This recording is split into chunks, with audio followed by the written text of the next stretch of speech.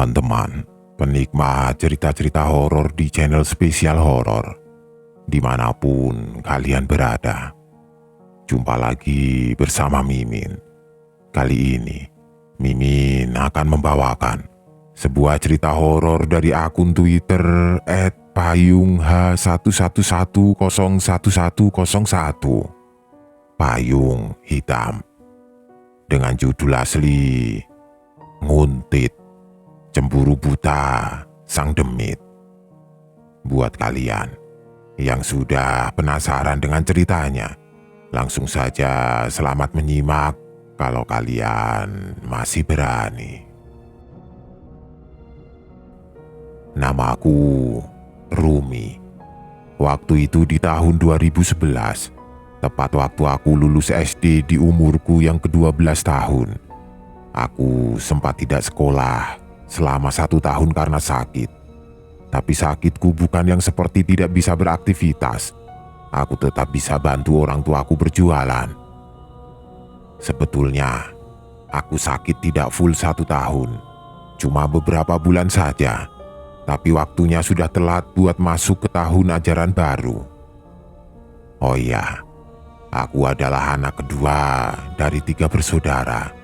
Aku punya kakak perempuan dan adik laki-laki.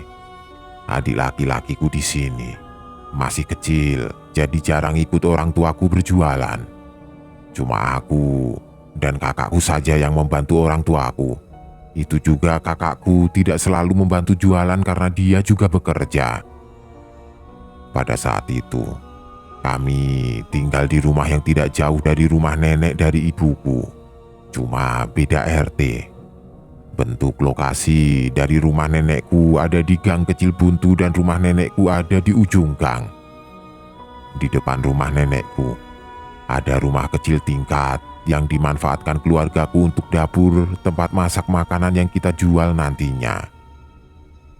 Orang tuaku jualan makanan matang dan juga minuman siap seduh di kantin proyek pembangunan sebuah hotel di daerah Jakarta Timur. Biasanya, yang beli dan makan di warung orang tuaku adalah pekerja kuli bangunan di sana, security, dan lain-lain. Bangunannya saat itu baru setengah jadi, tapi kami jualan di lantai 3 bangunannya. Di sana cuma ada warung orang tuaku. Gambaran denahnya juga tanpa sekat antara warung dan tempat duduk makan pembeli, etalasenya juga tidak besar. Pokoknya, lantai 3 itu kelihatan lowong atau luas sekali karena tidak ada sekat. Lalu di tengahnya diletakkan meja makan dan juga bangku-bangkunya. Kegiatan kami selama berjualan yaitu pagi pergi ke dapur tempat kami masak di depan rumah nenekku. Setelah selesai semuanya, barulah kami set warung di gedung hotel tersebut. Jarak antara rumah nenekku dan hotel betul-betul di belakangnya, nempel dengan pagar tembok pembatas pemisah hotel dan pemukiman warga. Hanya saja, kami harus memutar ke jalan besar supaya bisa masuk ke hotelnya. Ya kira-kira perjalanannya kalau naik motor 5 menit dengan jarak 150 meter. Dekat saja kan? Makanya, kami bisa sekalian berangkat dan membawa panci-panci berat berisi makanan matang. Kami saat itu punya motor 1, jadi tidak bisa sekali jalan. Biasanya bapak dan ibuku pergi duluan sekaligus membawa peralatan jualan. Kemudian bapak balik lagi menjemputku atau kakakku. Selalu ada 1 orang yang menjaga di dapur untuk membantu nenekku memasak. Saat itu nenekku masih bisa bantu-bantu masak jualan kami. Tapi karena ini terlalu berat karena makanan yang kami jual banyak, kadang kita mempekerjakan pembantu rumah tangga untuk membantu segalanya. Mulai dari urusan rumah sampai membantu kami jualan. Singkat cerita, pada saat itu keanehan pertama yang aku rasakan saat berjualan di sini. Posisinya siang hari. Cuma aku dan ibuku yang ada di warung. Tempat duduk di depan tampak sepi, belum ada yang istirahat karena belum masuk waktunya makan siang. Tiba-tiba, waktu aku lagi sibuk dengan HP-ku, ada yang bilang di depan tempat orang biasa pesan dan dia bilang, "Mbak, kopi hitam satu ya," kata pembeli itu. "Iya," sahut aku segera sambil cepat-cepat juga menoleh, tapi tidak ada siapapun. Karena aku bingung, aku bertanya kepada ibuku, "Bu, dengar tidak tadi ada yang beli? Atau ibu lihat tidak?" tanya aku ke ibu. "Tidak ah, tidak ada orang," kata ibuku. "Yang benar, tadi barusan ada yang pesen kok Bu," kataku, yang akhirnya berdebat. "Tidak usah aneh-aneh kamu, orang tidak ada kok," kata ibuku. "Ya memang seorang yang penakut. Padahal aku cuma minta kejelasan saja. Tapi memang lama-lama merinding. Karena secepat itu pembelinya pergi dan langsung tidak terlihat sejauh mataku memandang. Yang aku dengar, suaranya seperti transpuan atau banci. Karena suaranya ngebas tapi agak melengking. Akhirnya takut aku yang memang tidak ngeh, aku tetap buatkan kopi hitam itu. Betul saja, sampai sore kopi hitam itu tidak ada pemiliknya. Karena aku berharap mungkin yang pesan tadi bakal balik lagi. Semenjak itu, aku sering sekali merasa diawasi. Tapi waktu saat di warung saja. Aku bingung, tapi yang aku rasa yang mengawasiku ada di tangga arah naik ke lantai 4. Dan sekelebat juga aku melihat itu seorang perempuan. Perempuan biasa, rambutnya sebahu tapi kelihatannya menunduk. Mungkin main HP. Karena takut kelihatan tidak sopan melihat orang tanpa sebab, aku berusaha buat cuek. Selama kami berjualan di sana, kakak perempuanku sesekali membantu kami jualan. Panggil saja nama kakakku Utari, yang juga pada akhirnya memikat hati seorang arsitek di sana, sebut saja namanya Mas Dewa. Mas Dewa jadi sering ke warung kami karena adanya Kak Utari. Sesekali dia datang, cuma mau tanya kabar Kak Utari, ngajak dia jalan, dan kami sampai hafal kalau Mas Dewa ini suka kopi hitam. Pada saat itu, kakakku punya pacar, yang akhirnya Kak Utari tidak bisa selalu mengiyakan ajakan Mas Dewa. Padahal, menurutku dan ibuku, Mas Dewa ini orang yang berwibawa dan juga sopan, ketimbang pacarnya yang sekarang. Tapi Kak Utari sudah kelewat bucin. Tapi ya sudahlah, itu urusan kakakku. Kami tidak banyak ikut campur, paling cuma suka ngeledek saja. Oh ya, Kak Utari di sini sebetulnya sudah tidak tinggal dengan kami. Dia ngekos di dekat tempat kerjanya, tapi tempat kerjanya juga masih di Jakarta. Tapi karena ia adalah orang yang sayang dengan keluarganya, mau sesibuk apapun dia selalu menyempatkan diri untuk pulang ke rumah dan membantu kami berjualan. Singkat cerita, karena dagangan kami laris dan tidak bisa selalu mengandalkan nenekku untuk membantu kami, akhirnya kami mempekerjakan pembantu rumah tangga lagi. Karena sebelumnya kami pernah punya dan sudah berhenti karena menikah atau punya usaha di desanya, dan lain sebagainya. Pembantu rumah tangga kami ini kami datangkan langsung dari kampungnya di Purwokerto. Panggil saja namanya Mbak Uli. Mbak Uli akhirnya datang ke Jakarta, dan pada saat hari kedatangannya langsung kami ajak bekerja. Jadi kami belum sediakan tempat tinggal atau kosan untuk Mbak Uli. Rumah kami terlalu penuh jika Mbak Uli tinggal bersama kami. Rencananya selang lagi jualan, ibuku mencarikan kosan dan akhirnya siang itu dapat. Cuma Mbak Uli belum tahu di mana kosannya. Niatnya nanti sore sepulang kerja Kak Utari bakal mengantar Mbak Uli ke kosan pilihan ibuku. Sore itu, setelah kerja, Kak Utari memarkirkan motornya di basement, bangunan hotel di bagian bawah. Di sini kakakku menjemput Mbak Uli dan langsung on the way memboncengkan Mbak Uli pergi melihat kos-kosan. Tapi tiba-tiba kakakku merasa melindas sesuatu saat keluar dari tanjakan basementnya, yang akhirnya mereka berdua jatuh dari motor. Kemudian kakakku pingsan dengan luka ringan di kakinya, sementara pembantu rumah tanggaku Mbak Uli kesurupan. Dibantu beberapa orang yang sedang ada di TKP, kakakku dibopong pulang ke rumah nenek oleh ibuku, sedangkan Mbak Uli dibawa ke musola yang letaknya juga di lantai 3 hotel tersebut. Ya, lantai kantin tempat kita jualan di sana juga. Akhirnya kakakku diobati lukanya di rumah nenek, sedangkan Mbak Uli diinterogasi dengan beberapa orang, didoakan dengan beberapa doa yang ujungnya tidak mempan juga. Dan akhirnya datanglah seorang ahli agama. Awalnya satu orang, dia membacakan ayat kursi, tapi Mbak Uli dengan medok Jawanya bilang, "Kalian ngapa sih? Kalian ngomongin apa? Kok cuman kumat kamit saja?" kata Mbak Uli yang kerasukan. Jin yang ada di tubuhnya tidak mendengar sama sekali doa yang dibacakan oleh ahli agama tersebut. Walahan, akhirnya sang ahli agama tersebut, termasuk orang-orang yang menanganinya saat itu.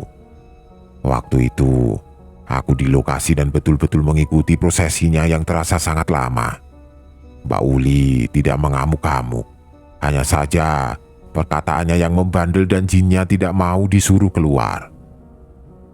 Pada akhirnya, orang pintar yang kedua pun datang. Pertanyaan demi pertanyaan ditanyakan.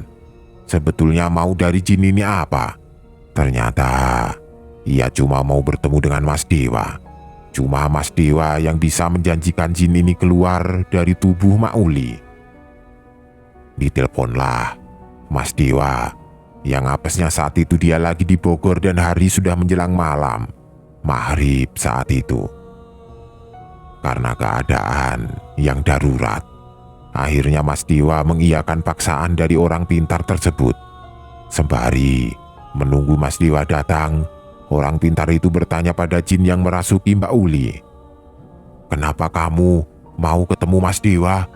kata orang pintar.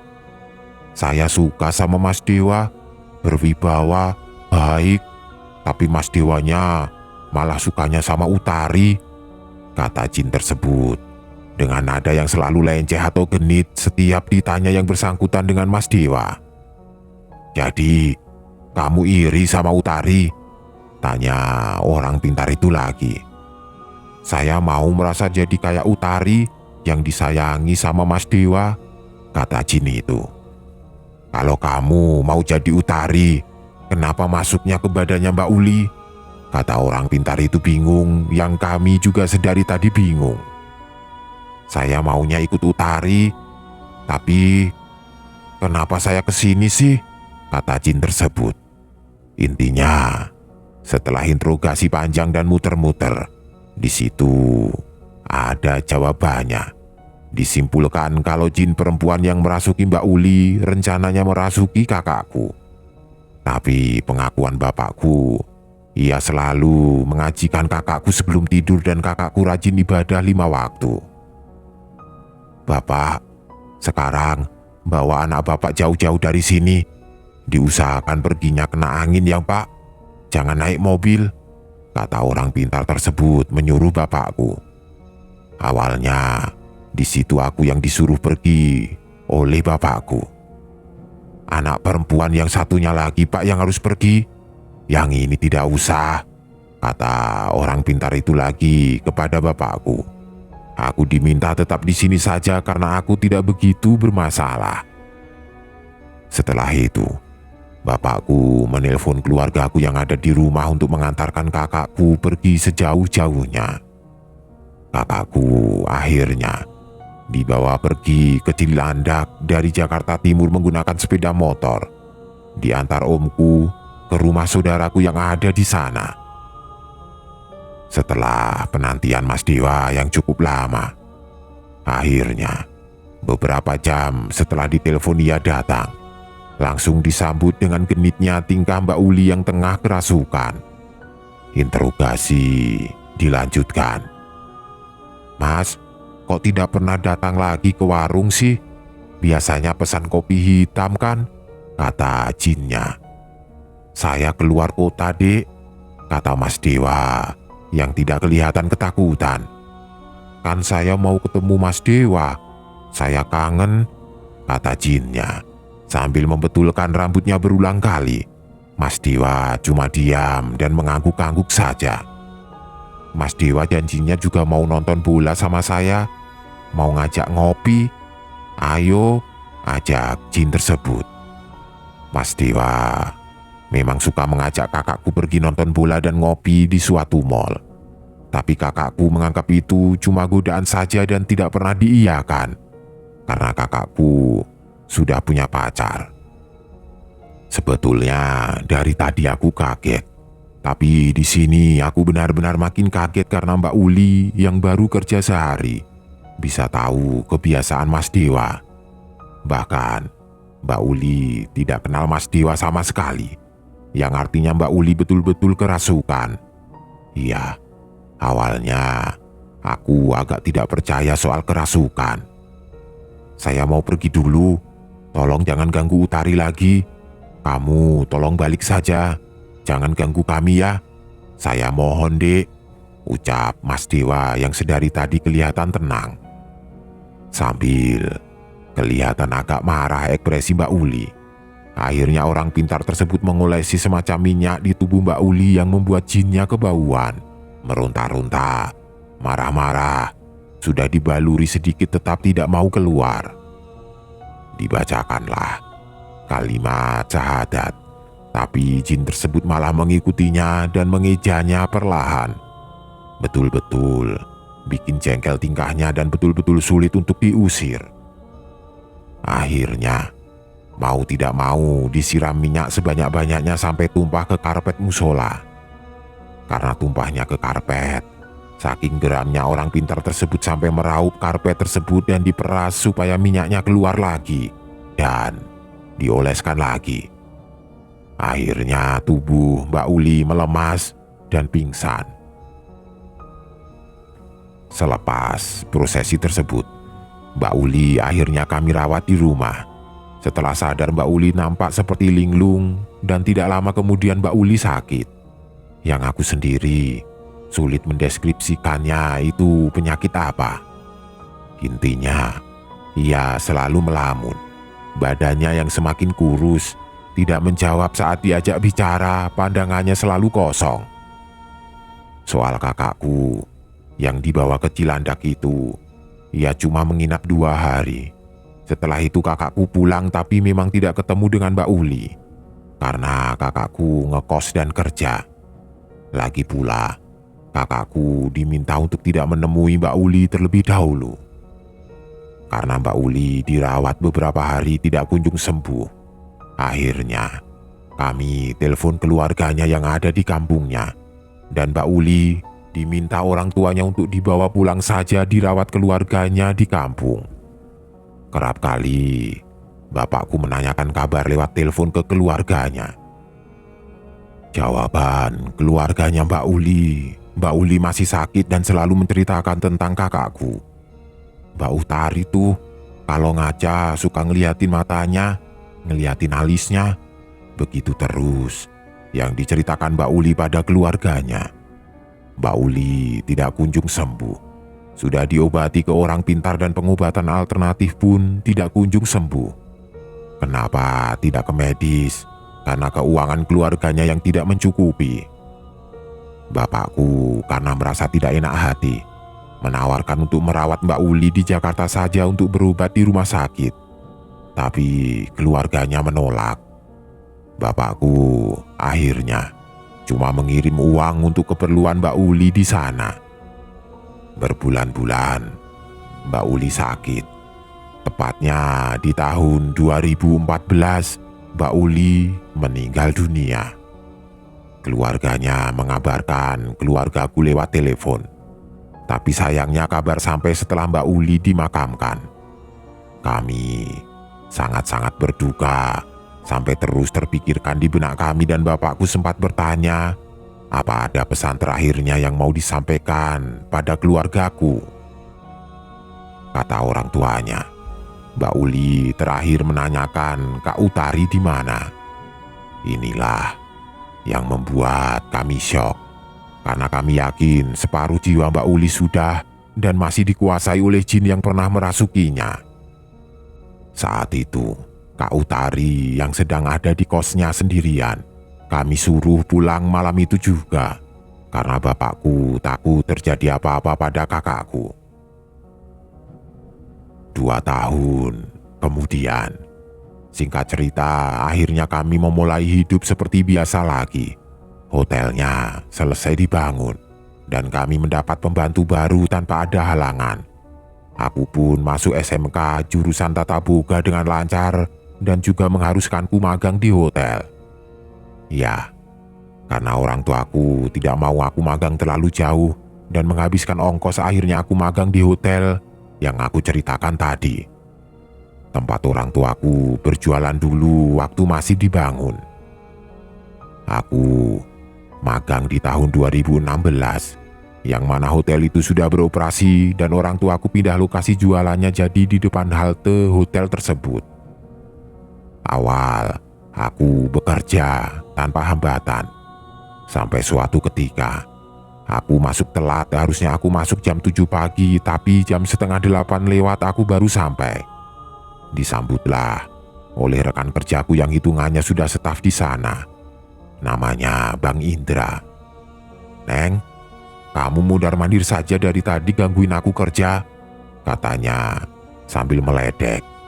"Di, aku baru juga masuk bang," jelasku.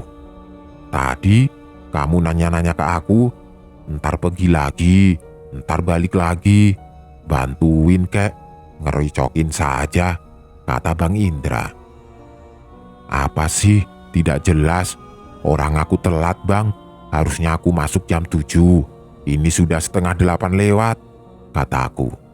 Aku langsung berlalu saja dari Bang Indra melanjutkan pekerjaan yang lain seperti rutinitasku di pagi hari. Sampai akhirnya istirahat jam 12 siang, aku ketemu Bang Indra yang saat itu mau pulang. Di sana, ia langsung tarik aku untuk ngomong serius, membuatku bingung. "Neng, jujur, kamu masuk shift apa?" tanya Bang Indra. "Pagi bang, jam 7 harusnya. Memang kenapa sih?" Di sini aku baru sadar Bang Indra tadi pagi ngomong tidak main-main. "Aku shift malam neng, jam 12. Subuh tadi aku lagi mau ambil barang di gudang depan musola lantai 3. Ada kamu di situ, duduk tempat kamu biasa duduk habis sholat. Nanyain ke aku, 'Bang, belum pulang? Bang, lagi ngerjain apa?' Gitu terus, lalu mondar-mandir. Akhirnya aku tanya sama kamu, 'Kamu kok tumben sudah datang subuh-subuh? Memang kamu shift jam berapa?' Tapi kamunya jawab, 'Aku dari semalam bang, nemenin kamu.' Bagaimana aku tidak merinding neng?" Jelas Bang Indra, yang bikin aku ingat sama kejadian kakakku 2 tahun silam di hotel ini. "Sumpah bang, aku shift jam 7. Mana ada anak magang boleh masuk shift malam. Tanya saja sama Kak Pipit tuh, dia sih bareng aku, dia malah tahu aku telat."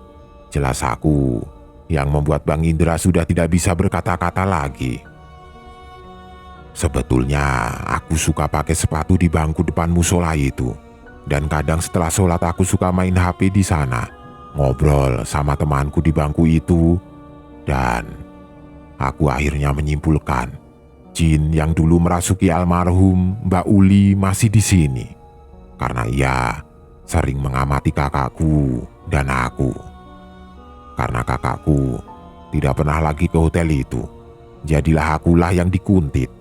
Kakakku juga cerita padaku dan keluargaku sebelum kejadian kesurupannya almarhum Mbak Uli.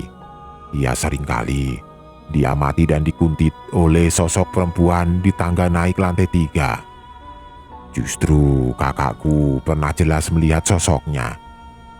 Tapi seperti perempuan biasa, dengan ciri-ciri yang sama seperti yang aku lihat. Rambutnya sepundak, memakai baju terusan selutut warna coklat krem terang. Di sini, aku berasumsi sebetulnya perempuan itu memakai baju putih, tapi kotor tanah, jadi warnanya krem terang kecoklatan. Entahlah. Orang pintar yang pernah mengobati Mbak Uli juga menjelaskan kalau jin ini seringkali ingin merasuki kakakku atau menyerupai kakakku. Tapi jin ini sering terkecoh denganku karena perawakanku mirip sekali dengan Kak Utari. Setelah kejadian itu semua, kakakku menikah dengan laki-laki yang bukan Mas Dewa atau pacarnya yang dulu, melainkan atasannya waktu ia kerja. Ia menikah dengan lancar dan suaminya pun penyayang. Dikaruniai seorang anak perempuan kala itu yang sekarang anaknya sudah 2. Ada cerita lagi soal anaknya yang sampai sekarang tidak bisa aku lupakan. Entahlah ini ada sangkut pautnya atau tidak, tapi aku masih positif thinking saja. Mungkin semua anak kecil bisa melihat makhluk tidak kasat mata. Anak kakakku, sebut saja namanya Salsa. Saat itu umur 4 tahun, baru masuk PAUD. Aku sering sekali disuruh Kak Utari mengasuh Salsa waktu Kak Utari mau ada acara keluar dengan teman-temannya. Oh iya, setelah kakakku menikah, kakakku tinggal bersama suaminya di rumah warisan orang tua suaminya.